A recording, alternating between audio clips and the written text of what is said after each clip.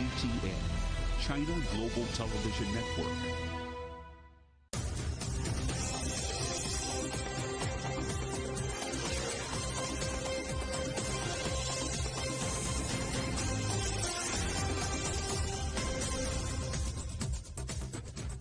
Hello and welcome to The World Today, live from CGTN in London. I'm Juliet Mann. Our top stories.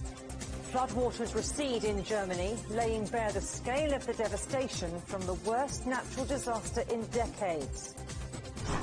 Boris Johnson's U-turn. The British Prime Minister and his Finance Minister will now self-isolate after contact with the COVID-positive Health Secretary. A warning that COVID cases in the UK could skyrocket as England prepares to lift almost all restrictions on Monday. And I'll be looking at education in the UK. What should happen to help students catch up during the pandemic? The scale of the damage from Europe's worst flooding in living memory is becoming clearer. At least 184 people have been killed in the devastating deluge that hit Germany, neighbouring Belgium and the Netherlands. And with many still missing, the death toll is expected to rise further. Let's speak to Trent Murray, who's in Frankfurt for us. Trent, the waters are now starting to recede in Germany and in Belgium. How's the clean-up operation going? Well, Juliet, the sun may be back out, but this is still very much a search and rescue operation after this flood emergency hit this region in the past few days. Heavy machinery has been brought in today to continue to go through those affected villages and towns, looking for people that could still be stuck in their homes after those heavy rains hit. Police going door to door searching for people, but also looking from the air with helicopters from both the police service and the army joining that search effort. And as you say, the scale of the destruction is simply mind-boggling. Angela Merkel visited the region today. She too was visibly shocked.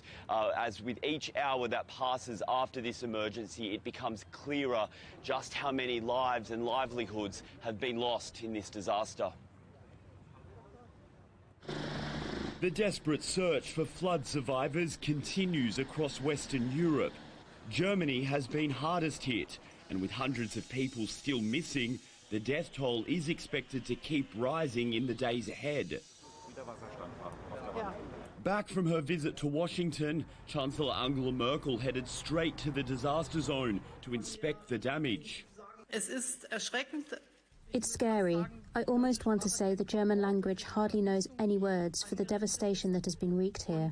However, what I have also seen is incredibly comforting, how people are sticking together, how they are helping each other, and the solidarity that is here. While the clean-up operation continues across northwest Germany, concerns have now turned further south, with evacuation orders issued in parts of Bavaria because of fresh downpours. The flooding has also damaged critical infrastructure, with roads, bridges and electricity networks all facing multi-billion-dollar repair bills. Many of the small villages that have been hit by these floods are now virtually uninhabitable, with electricity still down and fresh drinking water in short supply. That's meant that authorities and aid organisations in nearby cities like Frankfurt, Cologne and Bonn are now working together to provide support for displaced families.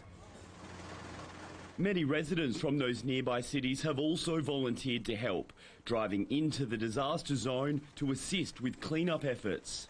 We come from a town nearby, and the moment we saw the first pictures, we realised that the people here would need a lot of help because of all this rubble you can see in the background. It won't be gone in one day. So we thought we'd come here and do our bit to help out.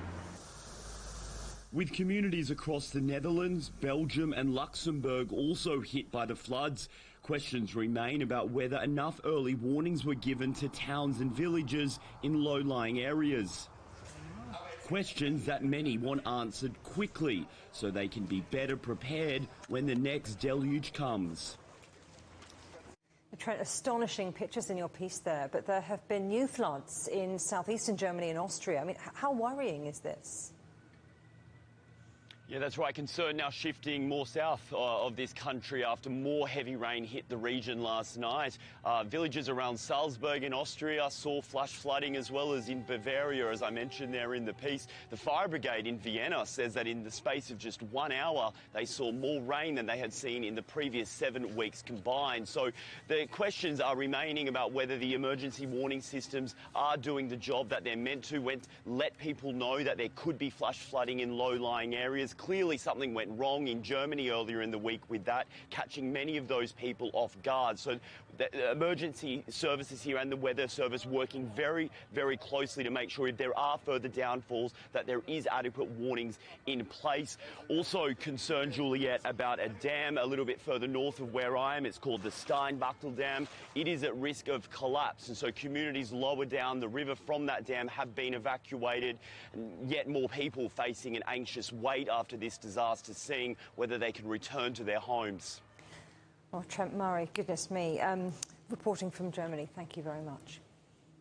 Well, let's show you the true devastation, or a glimpse of it, in some of the worst hit areas. Now, what you're looking at are before and after images from parts of Germany, Belgium and the Netherlands, where the landscape has been dramatically altered by this extreme weather. Now, for more on this, you can go to our website, europe.cgtn.com.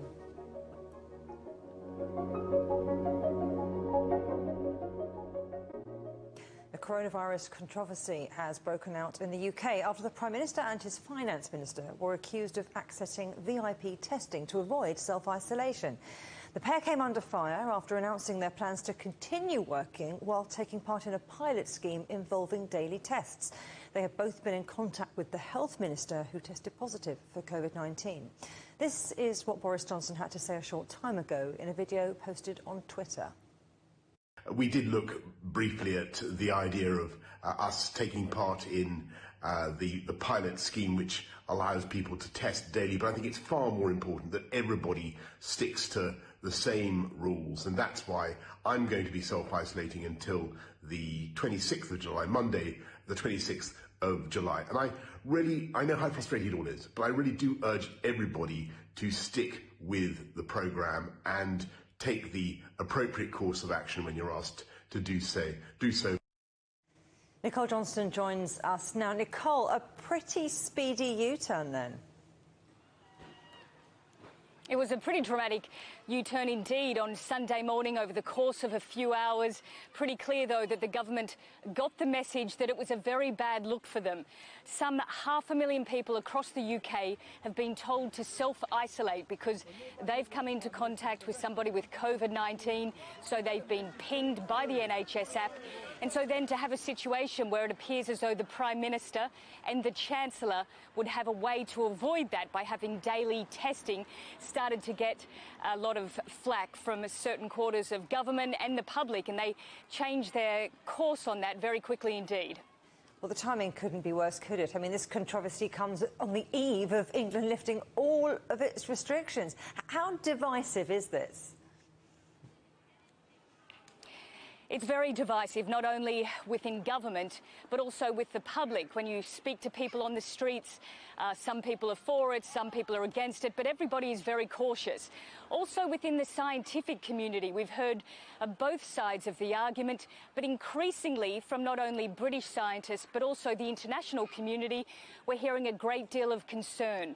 They're saying that the British government is acting recklessly to be going for a full reopening of the economy and the society in the middle of a third wave of infections, rising infections across the UK because of the Delta strain. Let's have a listen to what epidemiologist Neil Ferguson has had to say about it.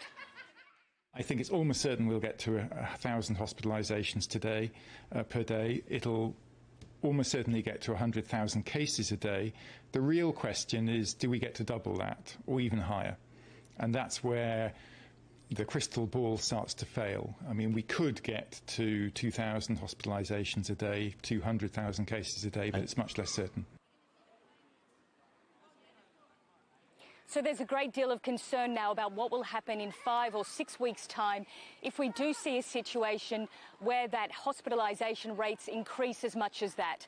And also if we end up with some 100,000 people a day with of new cases of COVID-19, which is what they're forecasting. I spoke to a few people around the streets. Let's have a listen to what they thought about the full reopening on Monday. I do support it because I do feel like the economy needs to open up again, and I don't think COVID is going away. As long as people are sensible and use their common sense, I think we'll be all right. It's in a way it's good, in a way it's a bit of a worry, but look at the numbers that's going up. You see, we still have to be careful out there. It's being called the British experiment, and the world is really watching what's happening here, how the UK manages to handle this situation, a full reopening in the middle of a third wave. But the government message is to proceed as it is on Monday, but for the public to maintain a great deal of cautiousness. Nicole Johnston in London, thank you very much. So with just hours to go before all coronavirus restrictions are lifted in England, the government is also trying to put in place measures to help students who have fallen behind. While Scotland, Wales and Northern Ireland have yet to publish their plans, pupils in English schools could have extra tuition and longer days to catch up after missing so many lessons. Yellow App Daffyd has more. School holidays and a long summer rest beckons. Except during this pandemic year, pupils across the UK have already spent a third of their school time at home. Our boys struggled with the not having sport, not being able to have a co-curriculum, not being able to socialise. So yeah, huge impact. It's made teaching difficult and many students have lost out. At the 800-pupil Fulham School for Boys, the day finishes at 5 p.m. A longer school day is seen as one way for pupils to catch up on their learning. What we need to do, I think, is now just make sure that they're in school as much as possible, that they are exposed to outstanding teaching. Parents, I think the good thing that might come from it now is they've had to be more engaged with their young people's education, so they've got a job to play. But I don't think it should just be now let's throw money at this. Earlier this month, almost 650,000 pupils had to isolate across England as pupils within their school groups or bubbles tested positive for COVID. The government is now ending the system in schools of grouping children together. We're going to move away from the sending bubbles home, move away from contact isolation for pupils, so as to greatly to reduce the impact on schools of COVID outbreaks. The UK government's education recovery advisor, before he resigned, called for $20 billion to be spent over 3 years on longer school days and extra tuition. So far, the government have pledged $2.3 billion. But ministers are equally determined that schools should return to normal as soon as possible. Only a minority of pupils came to school during the lockdowns. There are firm views how the disruption has impacted their learning. Well, it took a lot more motivation to really get involved, particularly during the first lockdown when the teachers were only just posting work on the classroom. There was no connection with the teacher. It's in the students' hands now to try our best to do whatever we can so that we can get to where we need to be come September. Just how much catching up on their education do these students need is a difficult question while the pandemic is still ongoing, or whether the system of examining and testing pupils needs to change. We have devised and said what our curriculum should be. That doesn't mean it's right, and we have an opportunity now to reflect and say, did we get it right in the first place? How do we do things? Can we do it better going forward? Testing pupils twice weekly is set to continue after the summer break, and they'll be expected to be at school unless they're showing symptoms of COVID or tested positive. Yellow App Daffyd, CGTN, London. Still ahead here on The World Today. Making a splash. An Olympic debut for surfing at the Tokyo Games.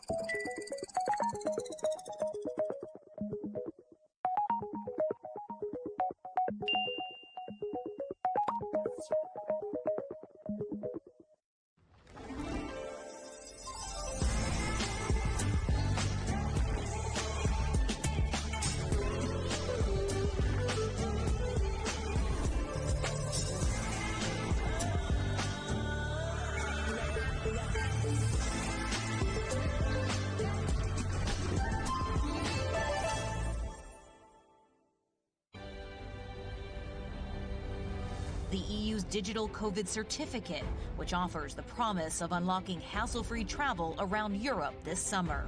In less than 2 weeks' time, the Czech border will also open to all EU and Serbian citizens. 4.4 million Hungarians received their first dose of COVID vaccine. 18 and over can receive a COVID-19 vaccination, but it does come with conditions.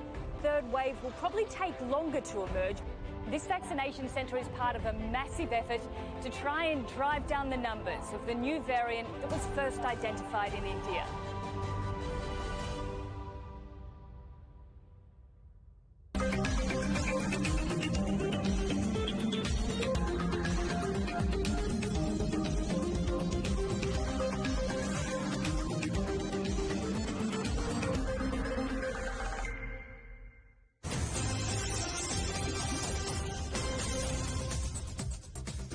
Welcome back. A reminder of our top stories. Floodwaters recede in Germany, laying bare the scale of the devastation from the worst natural disaster in decades.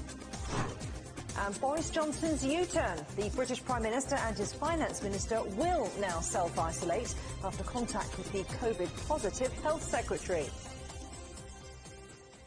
China's Foreign Minister Wang Yi is in Egypt for talks with the country's president and foreign minister.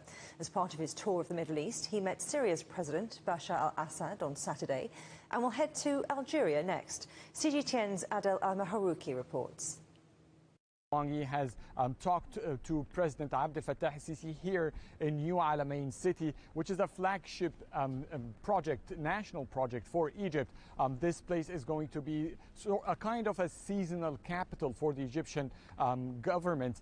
China is a partner in the construction of this mega city. In recent years, China and Egypt have upgraded their diplomatic ties to comprehensive strategic partnership, and this basically means that both countries look after the interests of each other. After that development in the ties, we've seen massive construction, massive cooperation in all fields, from medical to business and politics and international arenas. Both countries have been a vocal supporter to one another. One of the massive Chinese investments, direct investments in Egypt, is the THAILAND zone. The Chinese industrial zone has about 96 enterprises and is a project that has seen $1.25 billion in investments, the revenues of which, according to the Chinese embassy in Cairo, have been nearly $2.5 billion, and the project is still growing. COVID-19 pandemic has highlighted that even more. Under the stressful times that the global communities have been witnessing, China was the first to support Egypt. Egypt was the first to support China as well when the virus first outbroke, and China is now not only supplying Egypt with vaccines, but it is helping Egypt to manufacture the vaccine from scratch. The raw biomaterial will be produced here domestically. Egypt is expanding production lines with the help of both countries after initially announcing that they aim to produce 40 million jabs of the COVID-19 vaccine from the Chinese corporation pharmaceutical Sinovac. That target has been doubled to 18 million doses by the end of the year. So the relations between both countries is a role model for the Arab world and for Africa as well. CGTN's Adel Al-Maharouki reporting from New Alamein City in Egypt. At least 30 people have died in the Indian city of Mumbai after several houses collapsed when heavy rain triggered landslides. Rescuers have been using their hands to try to dig out survivors, fearing that more people could be trapped under the debris. Forecasters warn more downpours could come in days ahead. OPEC has reached a deal to boost oil production as prices for crude oil surge. The organisation and its allies agreed to increase production by 400,000 barrels a day. They're hoping to restore capacity to pre-pandemic levels. Turkey has condemned a European court ruling allowing the banning of headscarves in the workplace. On Thursday, the European Court of Justice ruled that companies in the bloc can ban employees from wearing a headscarf if they need to present themselves in a neutral manner.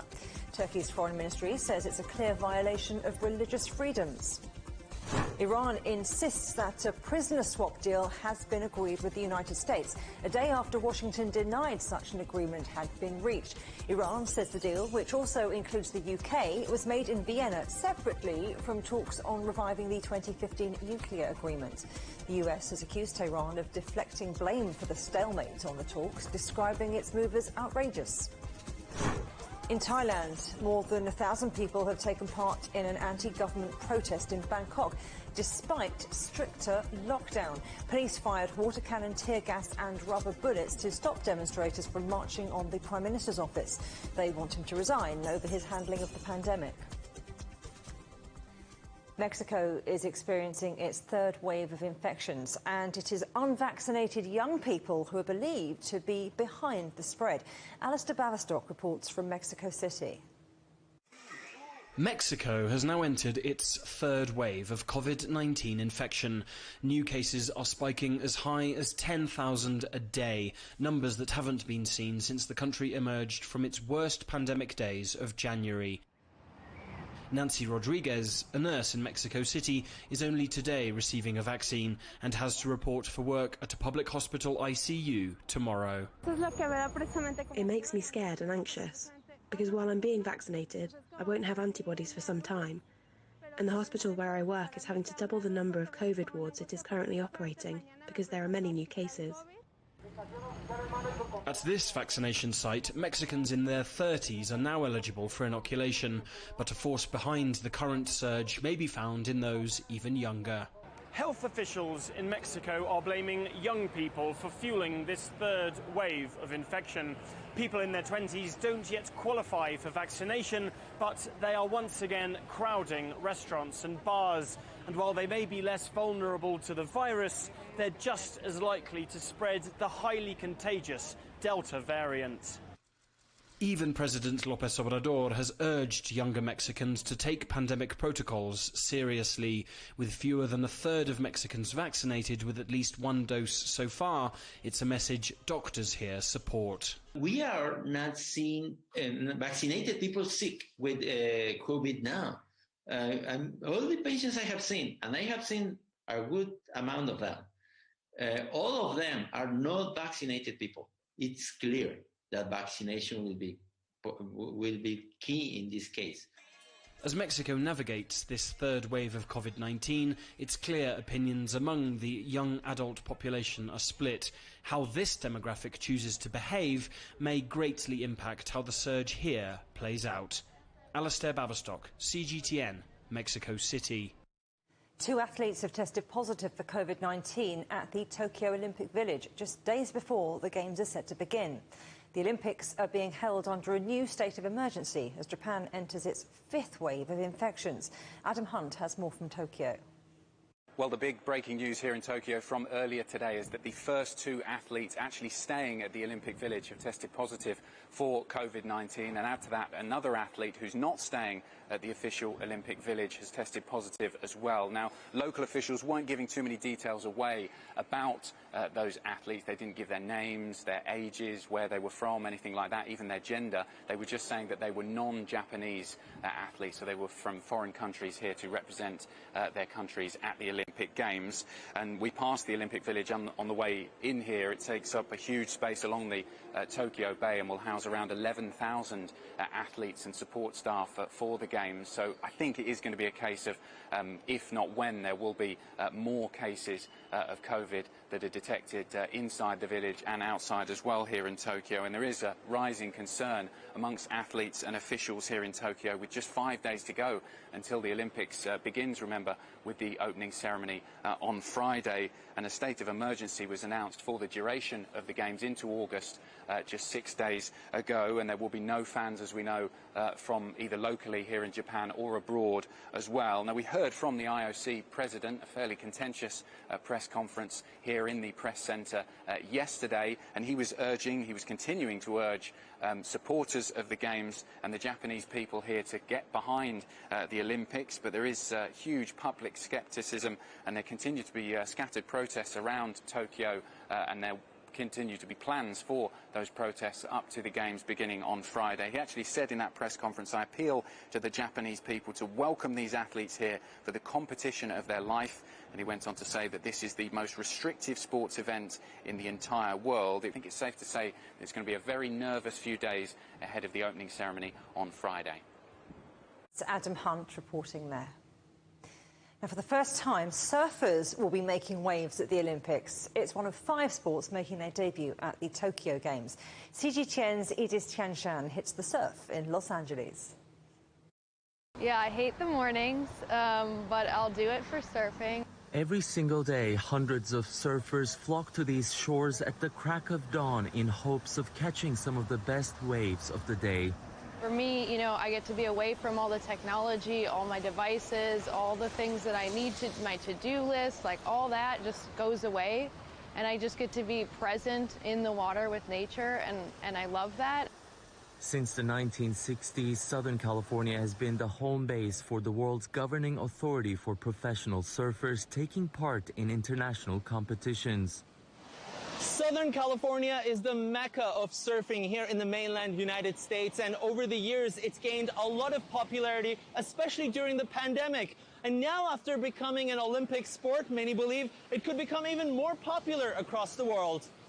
But ideal surfing conditions are not found on just any coastline. So for its debut in the Tokyo Olympics, finding the right setting was a challenge. Even an artificial arena was considered. Not everyone gets an equal chance in the ocean, so a wave pool made sense that we get each the same opportunity as each other, and it comes down to your performance on the wave, and that's it. Ultimately, nature got the nod, and Shida Beach was selected as the venue, with a 16-day floating window for the actual competition, dependent on conditions. It's going to be a tricky one, you know, because the waves in Japan, it's kind of hard, you know, like small and funky, so it would be a tricky one. But I mean, if you want to be the best, you got to do everything in any condition, you know, so. 20 men and 20 women will compete in the 2020 Summer Olympics, currently limited to high-performance shortboards only. There are no guarantees that future Olympics will include surfing. That will depend in part on what happens in Tokyo. Yes, there's a lot riding on the waves. It is Tianshan, CGTN, Los Angeles. The top story again. Chancellor Angela Merkel has expressed shock after visiting flood-ravaged areas of Germany. She promised to fast-track aid to affected regions. Well, that's it for The World Today. Thanks for watching. We're available on apps like Roku, Apple TV, Amazon Fire, and also on Android TV. And you can find us on YouTube and Dailymotion as well, of course, at CGTN.com and the CGTN app. Coming up next on CGTN, it's Razor from all the team here in London. Goodbye.